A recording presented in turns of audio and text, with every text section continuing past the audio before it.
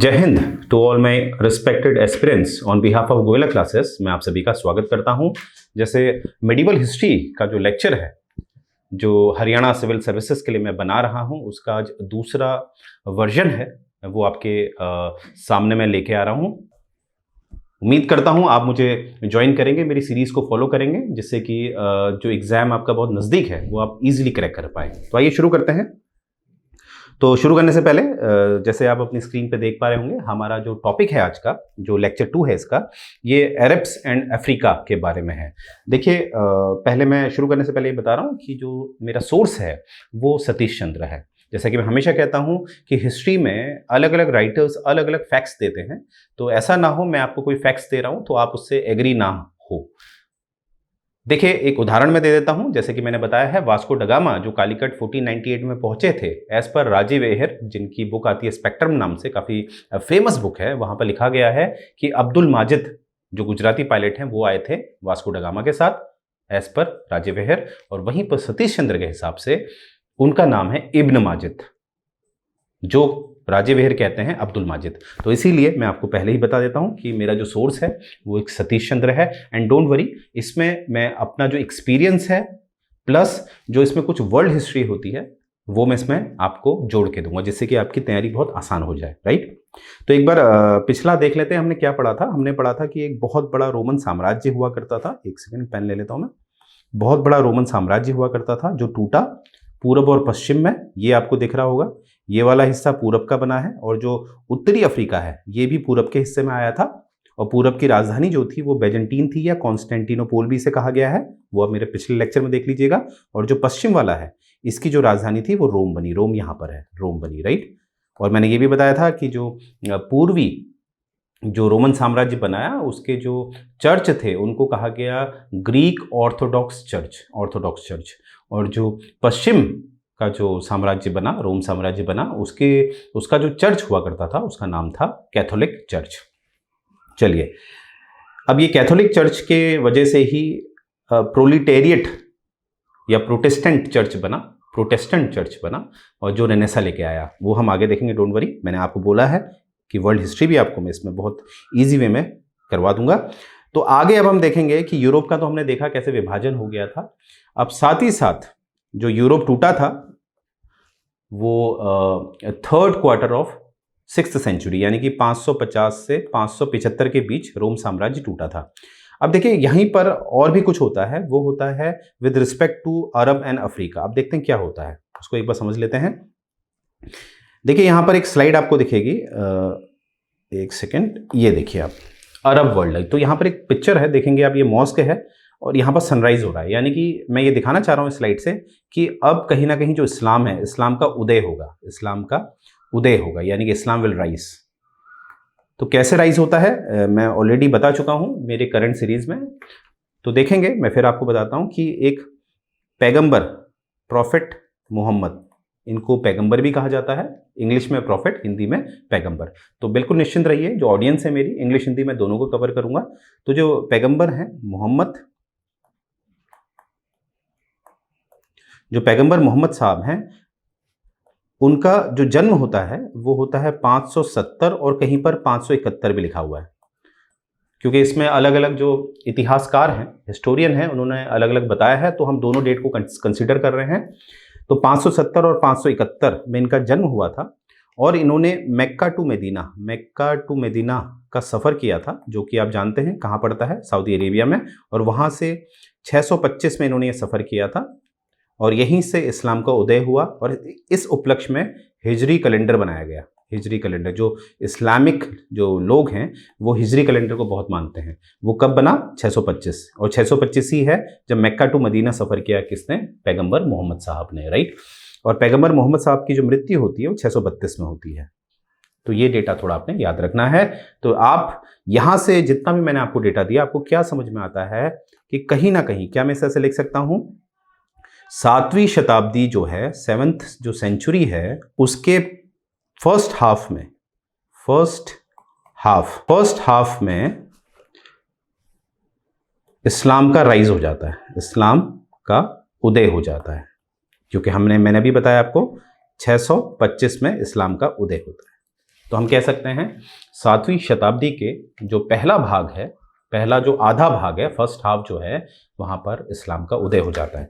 अब देखेंगे यहां पर, देखिए कॉन्सेप्ट पहले समझ लेंगे, तब हमें जो हिस्ट्री होती है बहुत अच्छी लगती है, इंटरेस्टिंग लगती है, अदरवाइज बोरिंग लगती है।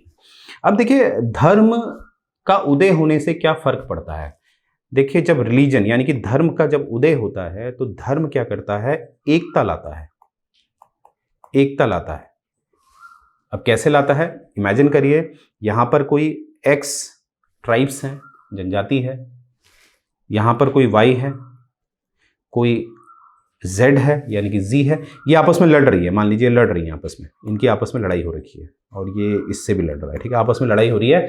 तो आप देखेंगे ऐसे क्षेत्र में जहां इस तरह के आपस में विवाद हो रहा है, यहां पर एनार्की होती है, एनार्की यानी कि अराजकता, अराजकता होती है। और अराजकता में क्या होता है, there is lack of law and order, कानून व्यवस्था कुछ नहीं होती, यहाँ पर कोई किसी को भी मार देगा, ठीक है। तो क्या होता है ऐसी स्थिति में, जब धर्म का उदय होता है, जब एक बहुत बड़े धर्म का उदय होता है, तो हर कोई उस धर्म की तरफ जाता है, उस ये जितने भी एक्स वाई जेड हैं वो उस धर्म के कहीं ना कहीं फॉलोवर बन जाएंगे, अनुयायी बन जाएंगे, राइट। फिर क्या होगा, कहीं ना कहीं उनमें आपस में एकजुटता आएगी, एकजुटता आएगी, ये यूनाइट हो जाएंगे। और जैसे कि हम जानते हैं एक लकड़ी को तो कोई भी तोड़ देगा, जब उसमें 8-9 लकड़ियां हम लगा दें तो उसको तोड़ना मुश्किल हो जाएगा। तो इस धर्म के उदय से क्या होता है कि जो अराजकता फैली हुई थी अब वो एक होते हैं और कहीं ना कहीं एक शक्तिशाली साम्राज्य का भी उदय होता है, एक शक्तिशाली साम्राज्य का भी उदय होता है। अब मुझे उम्मीद है आप समझ पाए होंगे। तो इसीलिए अब क्या होगा, अब हम देखेंगे कि कहीं ना कहीं कि जो अरब, एक जहां पर इस्लाम का उदय हुआ है, जहां से इस्लाम का उदय हुआ है, तो अरब में काफ़ी परिवर्तन होंगे और अफ्रीका में भी कहीं ना कहीं परिवर्तन होंगे। Let's see, we will start from the Arabs, ठीक है। तो देखिए जो अभी मैंने बताया था कि इस्लाम का उदय होता है, कब होता है, 7वीं शताब्दी के स्टार्टिंग में। और कहीं ना कहीं जो जितनी भी अरब ट्राइब्स थे, जो अरब जनजातियां थी, ये आपस में जो लड़ रही थी, अब वो यूनाइट हो जाएंगी, एक हो जाएंगी और क्या बनाएंगे, एक पावरफुल एम्पायर। मैंने ऑलरेडी आपको बता दिया, राइट। आगे हम देखेंगे। तो अब जब एक बात यहाँ क्लियर कर दूं, जो पैगंबर वाली बात मैंने आपको बताई थी, यानी कि इंग्लिश में प्रॉफिट कहते हैं। प्रॉफिट को ये होता था, एक होते थे प्रॉफिट और एक होते थे खलीफा, जिसे कैलिफ कहते थे। याद रखेंगे, एक होते थे प्रॉफिट, एक होते थे खलीफा। इसको पैगंबर आप कहेंगे और इसको खलीफा, खलीफा हिंदी में खलीफा। दोनों में ये डिफरेंस है कि प्रॉफिट के लिए ये कहा जाता था कि इनके अंदर एक अंदरूनी शक्ति होती थी, एक अंदरूनी शक्ति होती थी। और जो कैलिफ होते थे, ये कहीं ना कहीं जो बात पैगंबरों ने कही है उसको फैलाते थे। यानी कि जो कैलिफ होते थे वो कहीं ना कहीं एक धर्म को फैलाने वाले लोग होते थे, यानी कि ये प्रीचिंग करते थे, इंग्लिश में प्रीचिंग कहते हैं, प्रीचिंग करते थे, यानी कि उपदेश देते थे, फैलाते थे जो भी पैगंबर साहब ने कहा है, ठीक है। तो याद रखेंगे खलीफा क्या होता था और पैगंबर क्या होता था। तो यहाँ पर आप याद रखेंगे कि जैसे यहाँ पर एक बात और मैं आपको क्लियर कर दूं कि जब ये ट्राइब एक होने लगी, जब ये अलग अलग, जब ये एक होने लगे, ठीक है, मैंने बताया था धर्म आ गया, तो इनको जो उपदेश देता था वो खलीफा देता था, खलीफा। अब समस्या ये थी कि खलीफा तो एक धार्मिक गुरु यानी कि रिलीजियस हेड तो होता ही था, रिलीजियस हेड तो होता ही था, यहाँ तक होता तो कोई दिक्कत नहीं होती, पर इसके पास कहीं ना कहीं पॉलिटिकल पावर भी थी, पॉलिटिकल पावर भी थी, यानी कि ये शासन प्रशासन भी चलाता था धर्म के नाम पर, ठीक है। तो कभी कभी लोग कहीं ना कहीं खलीफा के विरुद्ध ही हो जाते थे, कभी कभी देखा गया। अब हम आगे देखेंगे। तो हुआ क्या कि हल्के हल्के कहीं ना कहीं मैंने कहा था कि आपसी मतभेद कम होते जा रहे थे और बड़े बड़े साम्राज्य बन रहे थे, पर कहीं ना कहीं जो बड़े बड़े साम्राज्य बन रहे थे उनके भी आपस में विवाद थोड़ा कहीं ना कहीं चलता हुआ आ रहा था।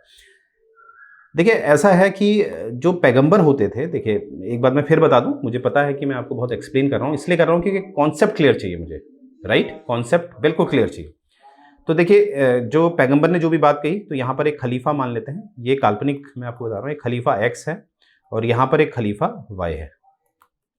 तो होता क्या था, पैगंबर की बात में भी खलीफा एक्स कुछ अलग तरीके से पहुंचाता हो, यानी कि यहाँ पर कुछ अलग बात है, जैसे इसने कुछ लिख दिया है, हम इसको एग्जाम्पल ले लेते हैं कि एग्जाम्पल है के, इसने कोई के बात बता रखी है और वही बात जो खलीफा वाई है वो इसको कुछ और बात बता देगा, वो बी, यानी कि अलग अलग इंटरप्रिटेशन किया जा रहा था, अलग अलग खलीफाओं द्वारा, कैलिफ के द्वारा। तो प्रॉब्लम हो जाती थी कभी कभी आपस में, ये अलग अलग बातों की वजह से क्या होता था, नीचे के जो साम्राज्य थे वो लड़ जाते थे, राइट। तो मुझे उम्मीद है आपको समझ में आया होगा ये बात। तो ये चीज़ कुछ होती थी, कुछ लड़ाइयाँ होती थी अरब ट्राइब्स में।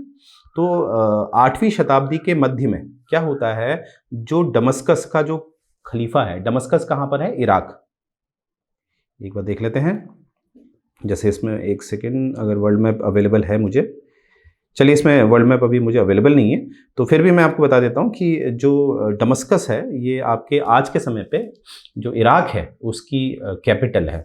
तो दमस्कस का जो खलीफा था उसको हटा दिया जाता है, उसको हटा दिया जाता है, क्योंकि उसकी बात वहाँ के लोगों को शायद समझ में नहीं आ रही होगी, या वो कुछ कहीं ना कहीं लोगों का एक हैरेसमेंट कर रहा हो, उन पर अत्याचार कर रहा हो धर्म के नाम पे, ऐसा हो सकता है, ठीक है।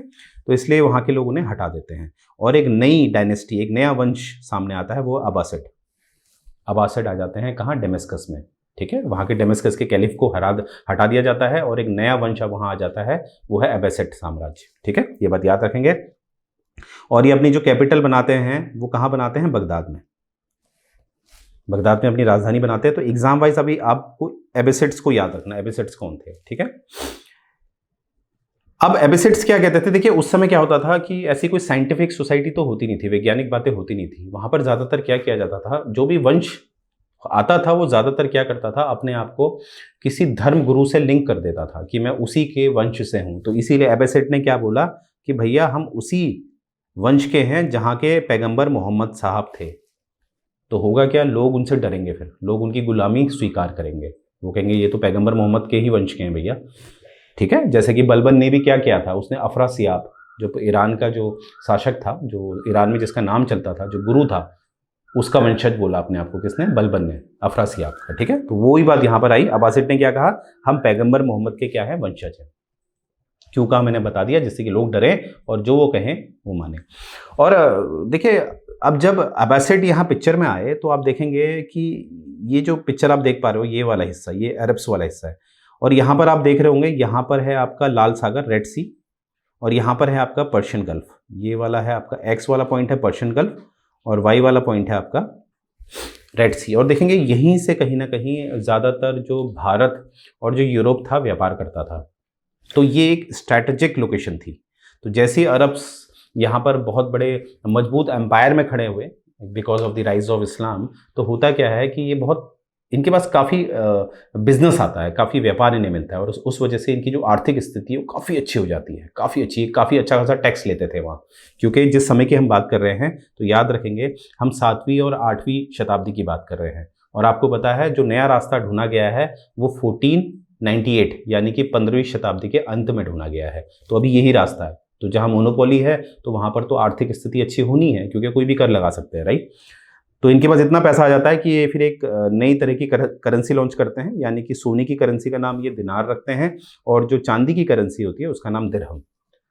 तो ये जो अब्बासिड साम्राज्य था, इन्होंने 2 तरह की करेंसी लॉन्च करी, सोने की क्या कहलाई, दिनार, और चांदी की क्या कहलाई, दिरहम। मुझे उम्मीद है यहाँ तक आप समझ पाए होंगे। और इन्होंने जो बिजनेस जो है, जो यहाँ पर लोग व्यापार कर रहे थे, उसके लिए काफ़ी सेवाएं दी। देखिए उस समय क्या होता था, इमेजिन करिए उस समय, आज के समय में आप देखिए आपके पास क्रेडिट कार्ड होते हैं, डेबिट कार्ड होते हैं, यानी कि आप कहीं सुनसान जगह पे जा रहे हैं, लंबा सफ़र कर रहे हैं, इफ़ इन केस कोई 4 लोग आपको मिल जाते हैं, तो आपके पास तो पैसा है ही नहीं, इसलिए वो आपको नहीं लूटेंगे और उनको पता भी नहीं चलेगा आपके पास कितना पैसा है ना। कहाँ, अगर क्रेडिट कार्ड में आपके करोड़ों रुपया है, क्या पता चल रहा है, पता चल रहा, नहीं पता चल रहा। पर उस समय का सोचिए ना, वहाँ डेबिट कार्ड है ना क्रेडिट कार्ड है। उस समय तो अगर किसी को व्यापार करना है, यानी कि यूरोप से कोई व्यक्ति आ रहा है व्यापार करने, वो सोना लेके आ रहा है, तो पता रहता था कि इसके पास इतना सोना है। तो ऐसी स्थिति में क्या होता था कि लोग काफ़ी लूटपाट कर देते थे। तो इसको सॉल्व किया ये जो अरब्स के जो लोग थे, जैसे अब्बासिड जो वंश था, इन्होंने इसको सॉल्व किया। कैसे किया, देखिए इन्होंने क्या करा कि कहीं ना कहीं काफ़ी बुक कीपिंग का रिकॉर्ड रखा, एडवांसेस दिए अकाउंटेंसी में। जो मेन है हुंडीज, इसको हुंडीज को जरा मैं आपको समझा दूं, जिसे आजकल हम बिल ऑफ एक्सचेंज करते हैं।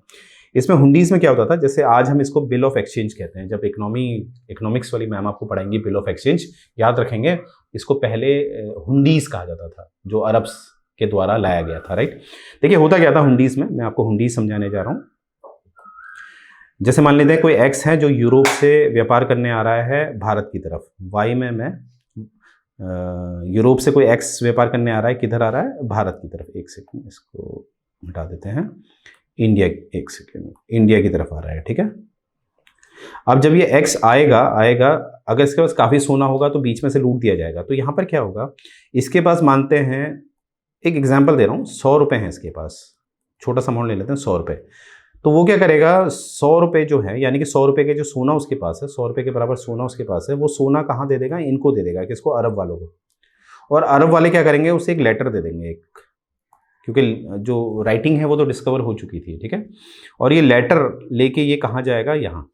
और यहाँ पर भी कहीं ना कहीं अरब के जो लोग बैठे होंगे वो क्या करेंगे, उस लेटर को देखेंगे तो उसको फिर क्या दे देंगे, 100 रुपये का सोना। तो इस तरह से अगर बीच में उसे कोई रोक भी देता है तो उसके पास लेटर है, उसे कोई फर्क नहीं पड़ेगा। तो इस तरह से हुंडीज काम करती थी। तो हुंडीज की वजह से कहीं ना कहीं लोगों ने यहाँ व्यापार करना सेफ समझा, और सेफ समझा तो ये कहीं ना कहीं फ़ायदा हुआ किसको, जो अरब्स हैं, जो अब्बासिड्स वंश है, इनको। इसीलिए आज आप देखते होंगे खासकर जो सऊदी अरेबिया वाला एरिया होता है वो काफ़ी आर्थिक स्थिति उनकी बहुत अच्छी होती है, राइट। तो कारण यही है हिस्ट्री का। इसीलिए आज के जो भी आपके सवाल हैं उसका उत्तर आपको हिस्ट्री में मिलेगा, राइट। तो मुझे उम्मीद है आपको समझ में आ गया होगा ये चीज़, हुंडीज। अच्छा, इस समय बहुत इंपॉर्टेंट जो अब्बासिड साम्राज्य में जो बहुत इंपॉर्टेंट जो खलीफा कैलिफ बने हैं वो है अल ममून और हारून अल राशिद। याद रखेंगे, नाम याद रखेंगे, अल ममून और हारून अल राशिद। और अल ममून का नाम तो ज़्यादा याद रखेंगे, क्यों, क्योंकि इन्होंने बैतुल हिकमत बनाया। बैतुल हिकमत अभी आगे आएगा, अभी आपको डोंट वरी, बैतुल हिकमत क्या है मैं अभी बताऊंगा आपको। इतना याद रखेंगे, जो बैतुल हिकमत है वो किसने बनाया था, अल ममून ने। अल ममून और हारून अल राशिद क्या है, ये दोनों ही पैगंबर हैं, माफ़ कीजिएगा, पैगंबर नहीं, खलीफा हैं, कैलिफ हैं। और कैलिफ कौन होता था, जो उपदेश देता था, जो धर्म की बातें करता था, और कहीं ना कहीं इसके पास राजनीतिक पॉलिटिकल पावर भी होती थी, राइट। देखिए, ये माना जाता है कि जो ये अब्बासिड कैलिफ थे, ये थे तो कट्टर, अपने धर्म के लिए कट्टर थे। अगर धर्म की बात की जाए तो बहुत कट्टर थे ये। अगर इनको नमाज 5 टाइम पढ़नी है तो 5 टाइम पढ़नी है। अगर ईद रमजान का महीना है तो ये लोग पानी भी नहीं निकलते थे, तो इतने कट्टर थे। परंतु इनने एक समझदारी दिखाई कि जब बात लर्निंग की होती थी, यानी कि ज्ञान की होती थी, या शासन प्रशासन की बात होती थी, वहाँ पर ये कट्टरता नहीं दिखाते थे, वहाँ पर ये सेक्युलर थे। सेक्युलर का मतलब है कि मान लेते हैं कोई योग्य व्यक्ति है तो उसको ये हायर कर लेते थे, ठीक है। जैसे मान लेते कोई लड़ाकू है और अब मान लीजिए वो हिंदू है या किसी और धर्म का है, उसको ये हायर कर लेते थे। और अगर ज्ञान की बात हो तो ये ज्ञान किसी से भी ले लेते थे, उसमें ये कट्टरता नहीं दिखाते थे। तो यही बात इनकी अच्छी है, राइट। तो धर्म के प्रति कट्टर थे, पर शासन प्रशासन की बात हो या ज्ञान की बात हो, वहां पर ये कट्टर नहीं थे। ये बात याद रखेंगे। आगे देखेंगे, मैंने आपको बताया था अल ममून ने क्या बनाया था, बैत उल हिकमत। ये क्वेश्चन आपको डायरेक्ट मिलते हैं। बैतुल हिकमत किसके द्वारा बनाया गया था, अल ममून के द्वारा। ये बैतुल हिकमत क्या था, ये इंग्लिश में इसे कहते हैं house of wisdom. House of wisdom मतलब क्या होता था, ये एक लाइब्रेरी होती थी। यहाँ पर दुनिया भर के लोगों को बुलाया जाता थे, जो ज्ञानी लोग थे, जो फिलोसोफर थे, उनकी बातें सुनी जाती थी, फिर उसको ट्रांसलेट किया जाता था अरब्स में, अरेबिक भाषा में उसे ट्रांसलेट किया जाता था। इसीलिए आप देखेंगे कि दुनिया में जो भी इन्वेंशंस हुए हैं, जो बड़ी बड़ी शिप्स आई हैं, वो लाई गई थी अरब्स द्वारा। असल में उन्होंने हर प्रांत से लोगों को बुलाया, विश्व के हर प्रांत से उनको बुलाया बैतुल हिकमत में, और उनकी बात सुनी, उनके ज्ञान को समझा, उनको इज्जत बख्शी, और उसको अरेबिक में ट्रांसलेट करके आविष्कार करे, राइट। तो बैतुल हिकमत क्या है, एक तरह की लाइब्रेरी है। और देखिए हुआ क्या था कि एक, अब जैसे कि मैंने आपको बताया था कि कहीं ना कहीं ये जो लाल सागर है और जो ये पर्शियन गल्फ है, यही एक रूट होता था। तो यहाँ पर से जो जैसे इटली वाला एरिया है, ये वाला इटली वाला जो रोम वाला एरिया है, यहाँ से एक ट्रैवलर था जिसका नाम था मार्को पोलो। मार्को पोलो जो है वो चाह रहा था कोई नया रास्ता ढूंढना, तो इसीलिए वो एक रास्ते से जाता है, लैंड रूट का इस्तेमाल करता है और जाता है चाइना की तरफ, यानी कि एशिया की तरफ वो आता है, देखने आता है कि कहीं ना कहीं कोई नया रास्ता मिल जाए, इस तरह की बातें, ठीक है। तो देखेंगे, याद रखेंगे, यहाँ पर एक क्वेश्चन मैं आपको बता देता हूँ, एग्जाम में पूछा गया है कि मार्को पोलो जब एशिया में आया था, यानी कि तिब्बत में आया था, उस समय शासन था मंगोल्स का, और मंगोल्स के वो किसके दरबार में आया था, कुबलई खान के, कुबलई खान, ये बात याद रखेंगे। तो मार्को पोलो जो है ये जो 13वीं शताब्दी के स्टार्टिंग में, यानी कि 12 समथिंग में ही आया था, मेरे को एग्जैक्टली अभी याद नहीं है, डोंट वरी, मैं याद दिला दूंगा। तो 13वीं शताब्दी के बीच में ये आया था, माफ कीजिएगा, 13वीं शताब्दी के स्टार्टिंग में मार्को पोलो आया था। कहाँ, ये मंगोल्स के पास, यानी कि चाइना की तरफ, राइट। तो they travel to China in order to know more about it and to breach the Arab monopoly. Arab monopoly ये है ना, अरब की यहाँ मोनोपोली होगी है, तो वो चाहता था कोई नया रास्ता मिले। तो शुरुआत कहीं ना कहीं, जैसे कि लोग कहते हैं पहला यूरोपियन कौन था जो भारत पहुंचा, तो लोग वास्को ड गामा कहते थे। नहीं, आपका आंसर होना चाहिए मार्को पोलो। अभी तक के रिकॉर्ड के हिसाब से हमें मार्को पोलो कहना चाहिए। हाँ, अगर कोई क्वेश्चन आपसे पूछता है कि केप ऑफ गुड होप का जो रास्ता था, यानी कि जो दक्षिणी अफ्रीका से रास्ता निकलता है, उससे पहला व्यक्ति कौन भारत पहुंचा, वो पहुंचा वास्को ड गामा। तो प्रश्न क्या पूछा जा रहा है वो आपने देखना है। आगे देखते हैं। देखिए, अरब जो थे अब काफ़ी फैल रहे थे, उनका काफ़ी ज्ञान बढ़ता जा रहा था। जैसे बैतुल हिकमत बना दिया गया था, नॉलेज मिल रही थी उन्हें हर जगह की। तो भारत से भी वहाँ के जो ज्ञानी आदमी थे वो यहाँ पहुँचते थे और भारत के बारे में बताते थे, तो इनको कहीं ना कहीं लालच हो जाता था। इसीलिए अरब क्या करते थे, पैसे की कमी थी नहीं, क्योंकि मोनोपोली थी इनकी यहाँ पर लाल सागर यानी कि रेड सी और पर्शियन गल्फ में। तो इन्होंने क्या किया कि कहीं ना कहीं 8th सेंचुरी में इन्होंने एक अपना एक्सपेंशन यानी कि साम्राज्य फैलाने की कोशिश करी, और ये कहीं ना कहीं भारत की तरफ आए, यानी कि पूर्व की तरफ आए। और इन्होंने कहीं ना कहीं 8th सेंचुरी में 8वीं शताब्दी में सिंध को कहीं ना कहीं कैप्चर कर लिया था। सिंध में इन्होंने कहीं ना कहीं अपना वर्चस्व बना लिया था सिंध में। और सिंध जो एक जगह बनी, सिंध आपको पता ही होगा, आजकल आज का जो पाकिस्तान है वहाँ पर सिंध पड़ता है। तो सिंध ने एक पुल का काम किया, एक ब्रिज का काम किया, जिसने जो वैज्ञानिक बातें हैं, क्योंकि भारत में भी कहीं ना कहीं चाहे विश्व लेवल पे इतना प्रसिद्ध नहीं हो पाया था बिकॉज लैक ऑफ मार्केटिंग आप कह सकते हैं, पर भारत में काफ़ी ज्ञानी लोग थे। जैसे दो दशमावली है, डेसिमल सिस्टम है, वो भारत से ही आया था। वो अभी आपको सामने समझ में आएगा, अभी आगे आने वाला है, राइट। तो साइंटिफिक और जो कल्चरल यानी कि सांस्कृतिक लिंक बना कौन, सिंध। यानी कि इसको ऐसे समझेंगे, देखिए यहाँ पर इसको सिंध मान लीजिए। अब सिंध पे कहीं ना कहीं कैप्चर किसका हो गया है, अरब्स का, 8वीं शताब्दी में, ठीक है। तो अरब्स यहाँ आराम से आते थे और यहाँ से भारतीय भी आते थे, ठीक है। तो भारत का अपना एक संस्कृति होती थी, कल्चर होता था, और इनका अपना कल्चर होता था। तो इसने एक पुल का काम किया, और जो आदमी यहाँ से ऊपर जा रहा है, जो विद्वान आदमी, जो ज्ञानी आदमी है, जो विज्ञान की बातें करता है, वो विज्ञान कहीं ना कहीं यहाँ जा रहा है, ठीक है। तो इस तरह से ये बीच का जो सिंध वाला हिस्सा था, उसने एक किसका काम किया, पुल का काम किया, राइट। यही बात यहाँ बताई जा रही है, ठीक है। अब देखिए इंडिया में, देखिए मैंने अभी आपको बताया था कि कहीं ना कहीं इंडिया में लोग विद्वान थे, उन्होंने पहले ही आविष्कार कर लिए थे, पर लैक ऑफ मार्केटिंग वो विश्व तक नहीं पहुंच पाया। इसका फायदा अरब्स ने उठाया। देखिए डेसिमल सिस्टम जो दशमावली है, एक सेकंड इसको हटा देते हैं, जो डेसिमल सिस्टम है, दशमावली जो है, वो विश्व प्रसिद्ध हुई अरब्स के नाम से कि अरब्स लेके आए, पर नहीं, ऐसा नहीं था। इंडिया में तो वो 5वीं सेंचुरी में ही आ गया था। इंडिया में तो वो 5वीं शताब्दी में ही आ गया था, राइट।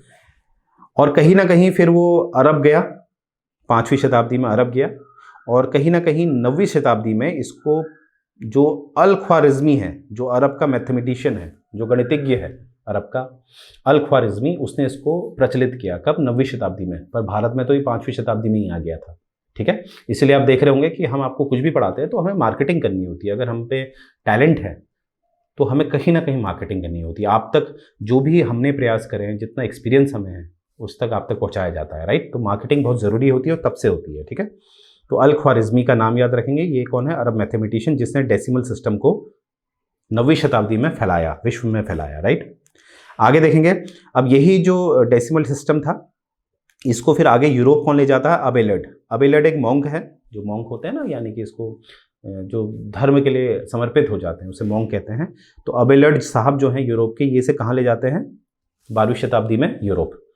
तो भारत से 5वीं शताब्दी के आसपास ये पहुंचा कहाँ, अरब। अरब में 9वीं शताब्दी में अल ख्वारिज़मी ने इसे प्रसिद्ध किया, और फिर ये यूरोप पहुंचा। 12वीं शताब्दी में यूरोप में से फैलाया किसने, अबेलड ने।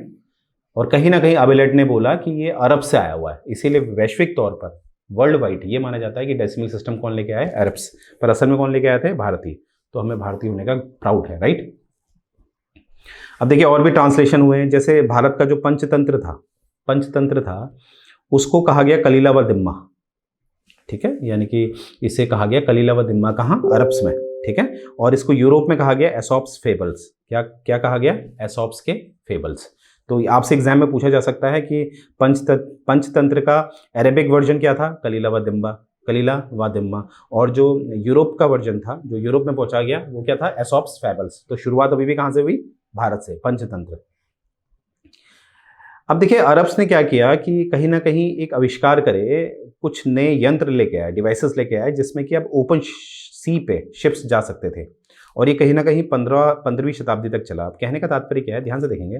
देखिए इसको मैं यहाँ से समझाता हूँ आपको, तब आपको ज़्यादा क्लियर हो जाएगा। एक सेकेंड, ये देखिए देखिए, एक होता था जैसे यहाँ पर कोई पहले जो शिप्स होते थे, ऐसा नहीं था, पहले भी शिप्स थे 7वीं शताब्दी इस तरह से या 6वीं शताब्दी। पर वो शिप्स क्या होते थे, ऐसे ऐसे जब कहीं जाते थे तो वो लैंड बाउंड्री के आसपास ही चलते थे, क्योंकि वो इतने सक्षम नहीं थे कि वो जो बड़े बड़े सागर हैं, जैसे आपका इंडियन ओशन हो गया, पैसिफिक ओशन हो गया, जो बड़े बड़े सागर हैं, महासागर जो है, वहाँ वो नहीं जा सकते थे, क्योंकि उनके यंत्र थे ही नहीं इतने अच्छे, इसीलिए वो ऐसे चलते थे। परंतु मैंने बताया था कि अरब्स जो थे वो ज्ञान के लिए काफ़ी ज्ञान प्राप्त करना चाहते थे, तो उन्होंने हर देश के लोगों को बुलाया। जैसे कि मैंने बताया था, हारून अल रशीद ने, माफ़ कीजिएगा, अल ममून ने क्या बनाया, बैतुल उल हिकमत, एक लाइब्रेरी बनाई थी, जिससे कि उनका ज्ञान बढ़ा।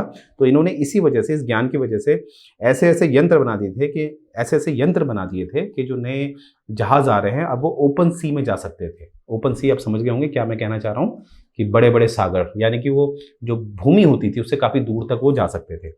और जो कि कहीं ना कहीं 15वीं शताब्दी तक उनके द्वारा बनाए गए यंत्रों का उपयोग किया गया। 15th century till 15th century all the ornaments developed by the Arabs were used till 15th century। फिर ऑब्वियसली बात है, फिर नए आविष्कार और आए, ठीक है। तो यहाँ से अरब्स के बारे में ख़त्म होता है। अब हम अफ्रीका के बारे में देखते हैं। देखिए अफ्रीका का एक सिंपल सा बात है कि अफ्रीका का जो एक ये वाला हिस्सा है, जो ऊपर वाला हिस्सा, आप जानते हैं इसमें सोने की खदानें थी, जो कहीं ना कहीं जब यूरोप का विभाजन होता है तो पूर्वी यूरोप के पास ये पहुंच जाता है। इसी वजह से पूर्वी यूरोप ने काफ़ी बिजनेस किया इस सोने के आधार पर, राइट। तो फिर ये जो पूर्वी यूरोप की जो राजधानी है वो थी बैजेंटियम या कॉन्स्टेंटिनोपोल। तो यहाँ से हम समझ सकते हैं कि जो भी अच्छा साम्राज्य अफ्रीका में होगा उसकी अच्छी किससे बनेगी, अच्छी बनेगी बैजेंटियम से, यानी कि पूर्वी यूरोप से, है ना, सिंपल सी बात है। और कहीं ना कहीं पूर्वी यूरोप में ईसाई धर्म है, तो कहीं ना कहीं अफ्रीका का जो उस समय का जो अच्छा साम्राज्य होगा उसका धर्म भी ईसाई होगा, ठीक है। देखिए कुछ बातें हमें पहले ही पता चल जाती है, थोड़ा इंट्यूशन काम करता है ना, तो ऑलरेडी मैंने आपको बता दिया। देखिए Arabs also brought Africa more closely into the Indian ocean and middle east trade. मतलब क्या कहना चाह रहे हैं, देखिए जो अरब्स थे, जैसे यहाँ पर हम देखेंगे अरब्स जो हैं, ये वाले अरब्स हैं, इन्होंने अफ्रीका से भी ट्रेड किया। देखिए ऊपर वाला तो अब अरब्स के पास आ गया ना। अरब्स ने 7वीं शताब्दी में कहीं ना कहीं, मैंने बताया था कि कैप्चर करना शुरू कर दिया था, है ना। तो यहाँ से इन्होंने क्या करा, फिर व्यापार कर, यहाँ से ये क्या करते थे, माफ़ कीजिएगा, अरबी क्या करते थे, अफ्रीका से जो आइवरी होती है, जो हाथी के दांत होते हैं, और खासकर गुलाम लेके ये भारत की तरफ जाते थे। तो जब आप भारत की तरफ जाएंगे तो बीच में आपको क्या पड़ेगा, इंडियन ओशन। तो इंडियन ओशन में जो जितना भी व्यापार बढ़ रहा था ये अरबियों की वजह से ही बढ़ रहा था, क्योंकि ये अफ्रीका के लोगों को कहाँ ला रहे थे, भारत की तरफ, गुलाम जो है। तो कहीं ना कहीं अफ्रीका का जो आवाजावन, यानी कि जो माइग्रेशन बढ़ा, वो किसकी वजह से बढ़ा, वो बढ़ा ये अरब्स की वजह से। किसका, अफ्रीका का, ठीक है। तो यहाँ पर आप देख पा रहे होंगे मिडिल ईस्टर्न ट्रेड आप समझ गए होंगे, जो ट्रेड हो रहा है अरब द्वारा इंडियन ओशन में अफ्रीका का, ठीक है, जो अफ्रीका से गुलाम उठाए जा रहे हैं, और ये बहुत ज़्यादा बढ़ गया था, ठीक है। अब यहीं पर मैंने कहा था एक पावरफुल किंगडम होगा, एक साम्राज्य होगा, वो था इथोपियन किंगडम है यहाँ पर, ठीक है। इथोपिया अगर आप देखेंगे यहाँ पर आपको दिखेगा इथोपियन किंगडम था। इसकी बहुत अच्छी बनती थी, किससे, बैजेंटियन से बनती थी ये, जिसे हम कॉन्स्टेंटिनोपोल भी कहते हैं। तो बैजेंटीन एम्पायर जो है, इसकी राजधानी कॉन्स्टेंटिनोपोल है, आपको पता है। तो बैजेंटीन साम्राज्य से इसकी काफ़ी अच्छी बनती थी, और ये भी ईसाई धर्म था। परंतु जैसे ही बैजेंटीन साम्राज्य का अंत होता है, देखिए बैजेंटीन साम्राज्य का जो अंत होता है वो 1453 में होता है। क्यों होता है, क्योंकि ओटोमन टर्क आक्रमण कर देते हैं किसमें, बैजेंटीन में। अब ये आगे का विषय है, इसको हम आगे पढ़ेंगे, डोंट वरी।